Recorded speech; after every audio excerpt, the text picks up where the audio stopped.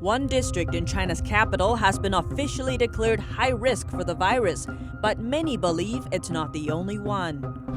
An internal CDC document from China, obtained by NTD, reveals the regime's early efforts to cover up the outbreak. More areas in China are facing closures.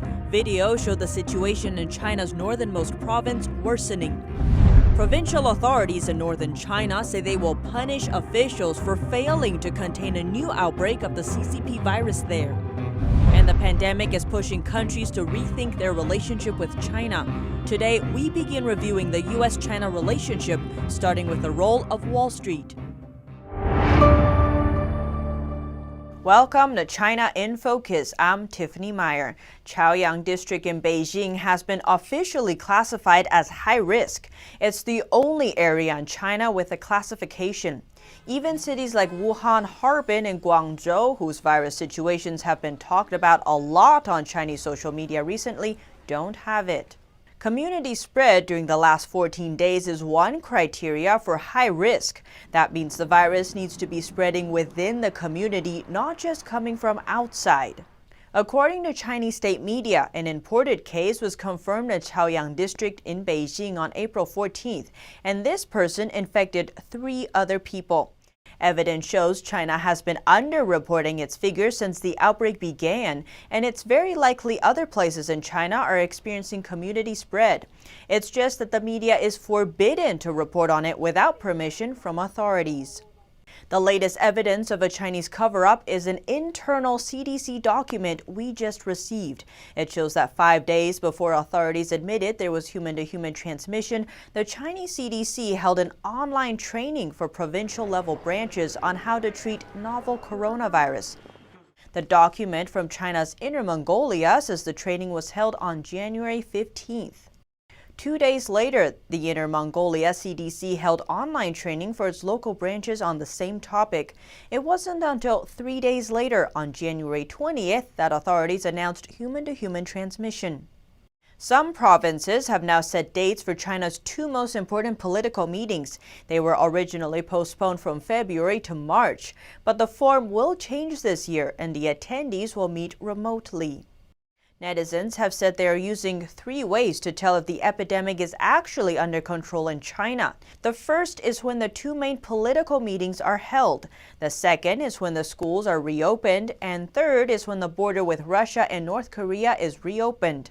Only half the criteria has been met so far. Some of the schools have reopened. China's Foreign Ministry spokesperson Hua Chungyi wrote on April 9th, "You are welcome to China anytime to talk to anyone in the streets and enjoy the freedom." But when a reporter from the New York Times tried to do just that, he had plainclothes police follow him around Hefei City. The reporter, Paul Moser, published an article about his experience on April 17th. Located in central China, Hefei is a middle-class area, a place of uplifting stories post-virus, or so Moser thought. But every time he tried interviewing a local, police showed up to stop it. That was his last trip in China. He's part of a group of journalists expelled by China on March 18th. A reporter from the Australian Financial Review tweeted on April 16th that an internal hospital memo from Wuhan banned staff from talking to foreign media, as well as posting on social media.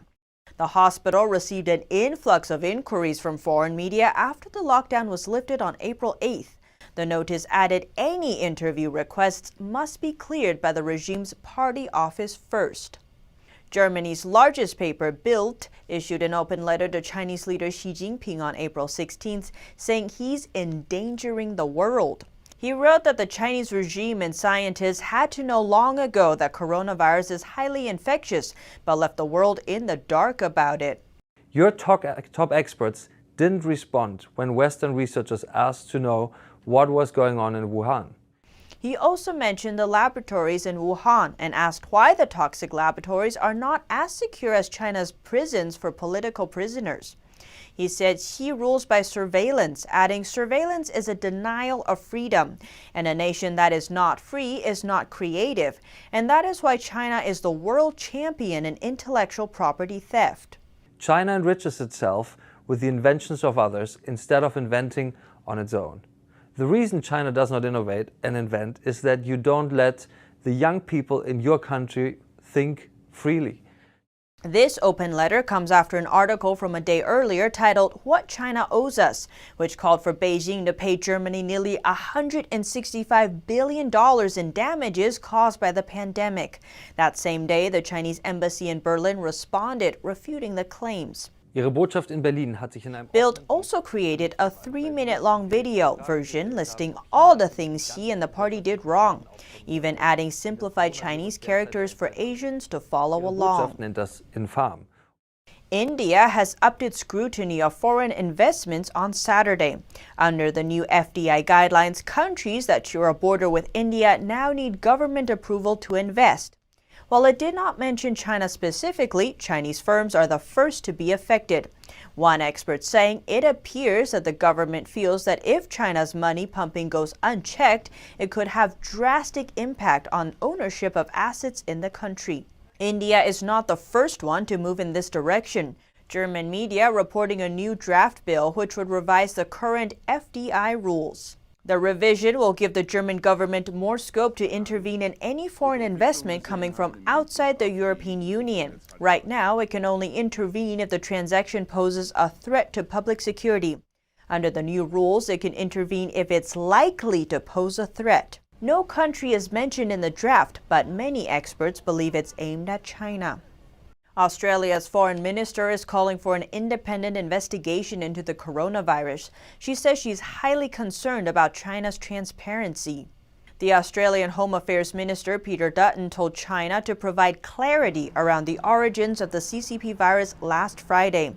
He says the families of over 60 Australians who have died from the disease deserve it. Two former Canadian ambassadors to China are urging the Canadian government to face the truth about the pandemic. David Mulroney said Ottawa's almost humiliating posture toward China in recent weeks was a missed opportunity to acknowledge the country's shortcomings during the outbreak. Guy St. Jacques said leaders in Canada and elsewhere need to call for a full investigation of the WHO because it uncritically repeated inaccurate information from Beijing. Adding, "I'm not suggesting that we need to insult China or provoke a quarrel. We should simply be guided by the facts. And right now, the facts argue for the case that China was delinquent, that it wasn't transparent enough." Recent videos circulating online show some areas in China's northernmost province are facing closures again. NTD Xu Wenrong has more. A video posted online on April 19th shows the situation in Harbin city. The person taking the video says the area she's in is being locked down again. She adds, now that the iron railings have been put up, community workers have also been dispatched. It's more serious this time. An April 16th video shows a person in the same city saying another area is now completely locked down. A local resident told us that the situation seems worse than the first outbreak. Looking at the whole picture, many communities in Harbin city, such as Harbin community, have been locked down. There's basically 24-hour surveillance at the gate. The level of alertness and tension are much higher than the first period of the outbreak. He says the situation in Qiqihar, the second largest city in Heilongjiang province, is worse than officials admit. Now all Harbin nursing homes are closed down. No one is allowed to enter or exit. There were many cases in Qiqihar city a while ago, but the government covered it up. Local people can verify this. It's also the case in Harbin. It's just they don't tell you. An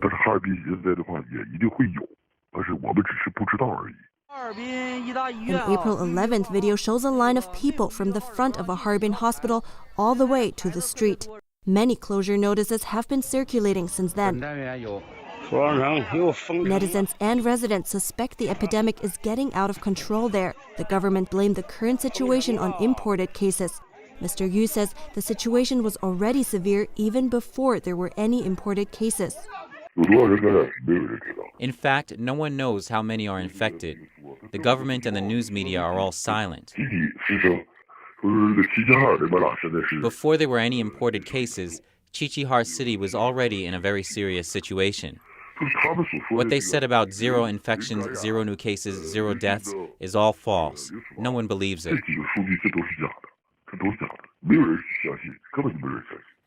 Mr. Yu says the government's downplaying means people aren't taking the necessary precautions. An April 19th video shows what's said to be an infected person on a Harbin bus. The woman in the video says everyone on the bus will need to quarantine. A recent video shows a park in Harbin city packed with people. Netizens said a big group of police then arrived to disperse the crowd. Reporting by Chang Chun and Shi Wenrong, NTD News. There are reports of medical workers and officials contracting the CCP virus in northern China. It seems new clusters of the virus began appearing after lockdown measures were lifted. In the northern Chinese city of Harbin, provincial authorities said Friday they would punish officials for failing to contain a new outbreak of the CCP virus. The same day, in another northern region, a new case of the virus was reported. Authorities in Liaoning province said the person was infected while they were treated at a hospital in Harbin. The announcement said the 18 individuals failed to fulfill responsibilities related to the virus. It added that new virus cases had emerged since April 9th in Harbin, with some contracting the infection at a hospital. The officials to be punished work in health-related agencies and 3 local hospitals, including Harbin Chest Hospital. One of the officials had only been in her post for 2 days. She had been newly appointed to replace the director of the Harbin Health Commission on April 15th. State-run media reports from the same day said 6 medical staff from among the 3 hospitals had contracted the virus. But reporting an investigation by NTD's sister company, the Epoch Times, has shown regional authorities in China routinely underreport their virus data. Local residents in Harbin spoke of clusters of the virus breaking out as people started having dinner parties again. One hospital leader added that 500 people went into quarantine following contact with recently diagnosed virus patients, but thousands more could be infected. After lockdown measures were eased in Harbin last month, the city again went under partial lockdown early April. The pandemic is forcing countries around the world to rethink their relationships with China. The U.S. is no exception. As of Monday, the United States had reported more than 760,000 infection cases, more than any country in the world outside of China. In New York, the country's epicenter, hospitals are overwhelmed and businesses have shut down. The usually bustling Times Square remains empty. What is New York's role in the U.S.-China relationship? Today, we'll start with one case from Wall Street. Imagine retiring after a long career serving in uniform, only to learn that your savings all those years had helped fund advanced weapon systems for America's adversaries. In an op-ed published by the Wall Street Journal last year, former Navy Secretary Richard Spencer described such a scenario. He was talking about the Thrift Savings Plan, or TSP, a pension fund for U.S. lawmakers, White House staff, and military members. The board overseeing the fund had decided to put these servicemen's retirement savings into an index. The index was developed by New York-based company MSCI, the world's biggest stock index compiler. The index includes the following Chinese companies: USChina, an arm of AVIC, which develops equipment and weapons for the Chinese Air Force. Its subsidiary was sanctioned by the U.S. government for helping Iran develop missiles. Hangzhou Hikvision, a state-owned Chinese company that sells surveillance cameras to detainment camps in Xinjiang, where the regime detains millions of Uyghur Muslims. ZTE, a telecom giant that sells products to Iran and North Korea in violation to U.S. sanctions. It's been accused of posing a risk to U.S. national security.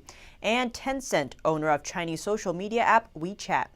The app has been accused of helping the Chinese regime monitor dissidents and silence whistleblowers, especially during this pandemic. A U.S.-based nonprofit is suing WeChat for stifling key information about the outbreak, leaving the world in the dark and unprepared. The nonprofit said thousands of people have joined the lawsuit. Those are the companies taking the retirement savings from 5 million U.S. federal workers. Senators Marco Rubio and Jean Shaheen have introduced a bill to block the TSP from allowing it. The House has also introduced a similar bill. And the index is one of many developed by MSCI. Last November, the company increased the weighing of China A stock market shares from 5% to 20% in some of their indexes. This could lead to over $80 billion in fresh investment into China's economy. Others quickly followed suit. FTSE Russell, the world's second-largest index company, announced in February that it would increase the weighing for Chinese stocks. Bloomberg also did something similar. The Wall Street Journal reported the MSCI's decision came under heavy pressure from the Chinese government, which tried to curtail the company's business in the country. The report said the regime's influence has put the independence of the index giant into question. In the UK, criticism grows over the Chinese state's handling of the pandemic. Several prominent conservative politicians are pushing for a rethink of the UK's relationship with the CCP. NTD's Jane Werrell reports from London. Standing in for Boris Johnson, the UK Foreign Minister on Thursday night, saying there will be hard questions for China. In relation to China, look, I think there absolutely needs to be a very, very deep dive after the event review of the lessons, including of the outbreak of the virus, and I don't think we can flinch from that at all. In 2015, former Finance Minister George Osborne, under the Conservative Prime Minister David Cameron, declared a so-called golden era between the UK and China. The pandemic has cast a stark new light on such ties. A growing chorus of British politicians are voicing their concerns over the UK's relationship with the Chinese Communist state. So I think all this is going to very much change the image of China with many members of Parliament, and there will absolutely be a rethink on our relationship. The UK's decision to allow Huawei a role in its 5G network earlier this year sparked concern from the US, its allies, and politicians from within Johnson's Conservative Party. Huawei's links with the Chinese Communist Party are well documented. The UK government has said that Huawei is a high-risk vendor and also allowed them a role in the 5G network, capped at 35%. I think the government's been misadvised. I hope that events of recent weeks will have really woken them up to the danger of being beholden on a company which is so closely run by the Chinese Communist government. Lord William Hague, former UK Foreign Minister, warned at a webinar on Wednesday that the UK can't be reliant on technology from China because the country doesn't play by our rules. And I think the mood in this country vis-à-vis China, or perhaps one should say vis-à-vis the Chinese Communist Party, because one shouldn't really conflate necessarily the two, is definitely less forgiving than it was. China needs the rest of the world as much as the rest of the world needs China. So I think that we need to look at that Huawei decision again. US lawmakers have slammed the UK's decision about Huawei, with Washington repeatedly warning London about Huawei's security risks. A Number 10 spokesperson said the UK government's position on Huawei hasn't changed. Jane Werrell, NTD News, London. And 40% of the British public oppose allowing Huawei into the UK's 5G network. That's according to a new poll, which also found the majority of Brits want China to face an international investigation over the CCP virus outbreak. Our UK correspondent Jane Werrell has the details. A new poll has found more than 80% of the British public think Boris Johnson's government should call for an international investigation into the Chinese regime's response to the outbreak.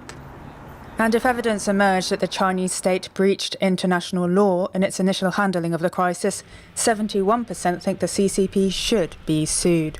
That's according to a poll commissioned by foreign policy think tank Henry Jackson Society. It published a report this month saying the Chinese Communist Party could be liable to compensate the world's top 7 economies at least $4 trillion. As politicians within Boris Johnson's Conservative Party voiced their concerns about Chinese telecom giant Huawei, there appears to be less trust from the British public too. The survey found that 40% oppose allowing Huawei a role in the UK's 5G network, while 27% are in favour. The survey that polled about 1,000 people last week also found that 74% thought the Chinese state was to blame for allowing the CCP virus to spread.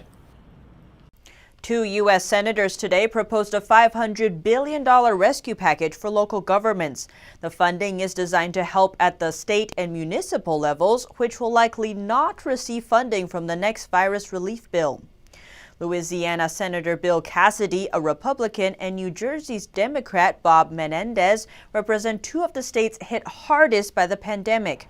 They say the funds would be allocated based on states' populations, infection rates, and revenue losses in order to ensure the money goes where it's most needed. This as governors and local officials across the U.S. have been pleading for more federal aid. They say it's needed to provide essential services while Americans stay home and businesses remain shuttered. Over 750,000 Americans have tested positive for the virus.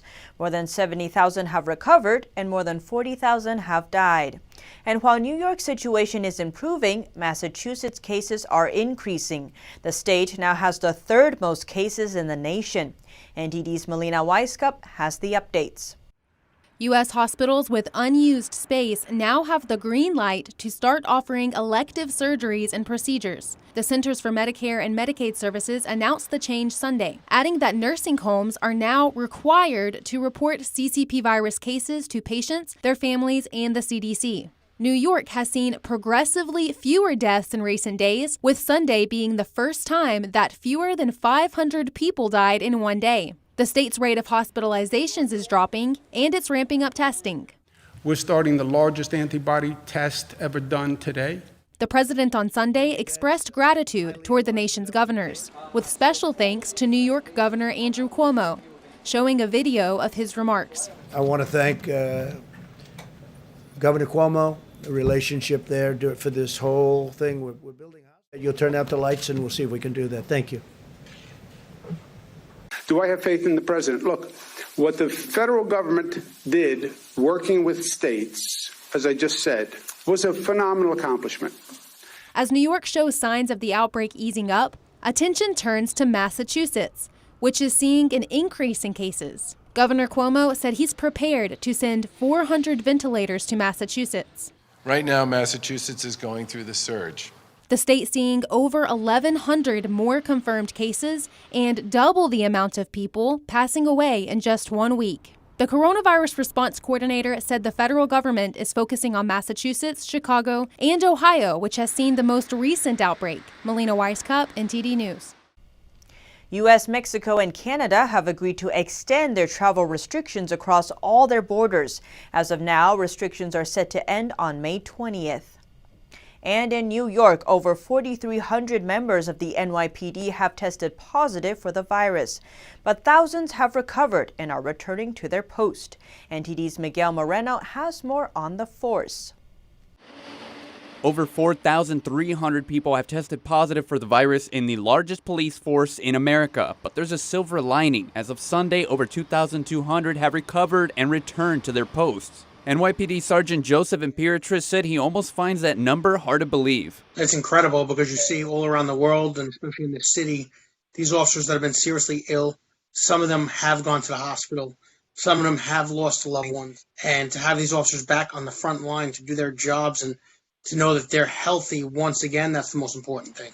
But dozens of New York's finest have fallen to the CCP virus. Another 2 members of the NYPD died this weekend, a total of 29 dead since the first death on March 27th. That's including civilian and uniformed members. The sergeant, who's also the founder of Blue Lives Matter NYC, said he's thinking of having a fundraiser for their families to cover funeral costs or anything else they might need. Hopefully going forward, when all this ends up stopping and becomes safe again, it would be great if Blue Lives Matter NYC had the opportunity of possibly throwing one big bash outside for all the families. Everyone could come and support them and possibly raise a ton of money, which would be divvied up to each of the families. To help reduce the number of new positive cases in the NYPD and other agencies, Imperatrice said people should continue being more considerate of hygiene and distance. Miguel Moreno, NTD News, New York. The National Institute of Health is partnering with 16 drug companies. The goal is to speed up the process of making vaccine treatments for the CCP virus. Federal researchers and 16 pharmaceutical companies will work together to standardize methods and models that scientists are using to test COVID-19 compounds. The newly established public-private partnership will also give researchers access to high-level lab facilities. The Institute's director said now is the time to come together. Walmart is bringing on 50,000 new workers to help the company cope with increased demand. The move comes on the heels of a previous hiring surge of 150,000 new employees. Walmart is the nation's largest grocer, and it's one of the few big box retailers that's staying open during the pandemic. With people stuck at home, sales of household staples are up significantly.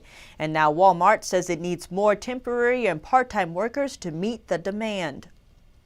The Walt Disney Company will soon furlough almost half of its workforce, but the over 100,000 employees can still get full health benefits. This week, Disney will start to furlough more than 100,000 employees. The action comes in response to the CCP virus outbreak. The pandemic has shut down or disrupted the company's media and theme park businesses. Disney said last week that it would start with non-essential U.S. employees. All impacted workers will remain Disney employees through the furlough period and receive full health care benefits. The company didn't say how many employees would be affected. Disney's Shanghai resort resumed some operations in March, although the main theme park remains shuttered. Some activities reopened in Disneytown, Wishing Star Park and Shanghai Disneyland Hotel, with limited capacity and reduced hours. All guests are required to wear a mask and have their temperature taken on arrival. While social distancing is bad news for business, it does present more chances to wander through serene streets. Our France correspondent David Vives took to the Parisian neighborhood of Montmartre to try it out. Lockdown in the French capital has lasted for over a month. No lanes of traffic, no bars pumping out music. The air has never seemed so clear. Spring returned to a calm city, where there looks to be more birds than humans in the streets. Montmartre is a place where the heart of Paris beats. Usually, this place is crowded with tourists. Residents enjoy the clear view over the capital. It's like visiting monuments from a faraway place. J'y habite depuis 25 ans. I have lived here for about 25 years. That's a lot, but I don't come to the basilica that often. It's very sunny. It's not always the case in Paris. Montmartre looks like a little village in a big city. It's also a neighborhood where bohemian-style painters and musicians gather to create their art. And it's surprising to find out how its residents feel about defending it. Like Eric Sereau, who manages the vineyard 100 yards away from the Montmartre Basilica. C'est une vigne qui a été plantée en 1933. In 1993, Montmartre mayor wanted to have buildings here, but all of the residents opposed him and chose to plant a vineyard instead. This will be forever preserved and protected. The early work on the vineyard was already done this year before the lockdown, and gardeners planted flowers. But Sereau still hopes the lockdown will end soon.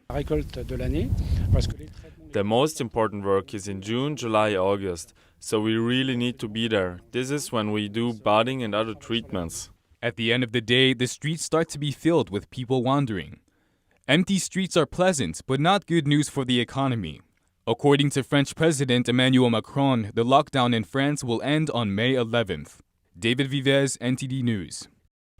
And for the first time since the pandemic broke out, Italy saw a decrease in active cases. In Italy, the number of deaths is still on the rise, but much slower than before. The good news is that for the first time since the start of the outbreak, Italy's number of active cases fell from the day before. Now it's around 108,000. According to Italy's Regional Health Observatory, it would take until the end of June for the daily number of cases to reach zero. In Parisian suburbs, an area with fragile social peace, police and civilians clashed on Sunday. Tensions are on the rise due to the imposed lockdown. Social media videos show fireworks aimed in the direction of officers, while police responded with tear gas. In Russia, thousands of troops have been ordered into a 2-week quarantine. Before the order, they had been rehearsing for the annual Red Square military parade, which has been postponed. Russian media reports suggest the virus spread among those who took part in rehearsals. And in Denmark, barbershops are reopening after a month-long lockdown. Across Europe, people are desperate for haircuts, some hoping to fix homemade missteps. In Greece, 1/3 of people asked to put it at the top of their priority list when the health crisis ends. Here at China in Focus, we dedicate ourselves to bringing you truthful, unbiased reporting. Don't forget to subscribe for the latest updates and see you tomorrow.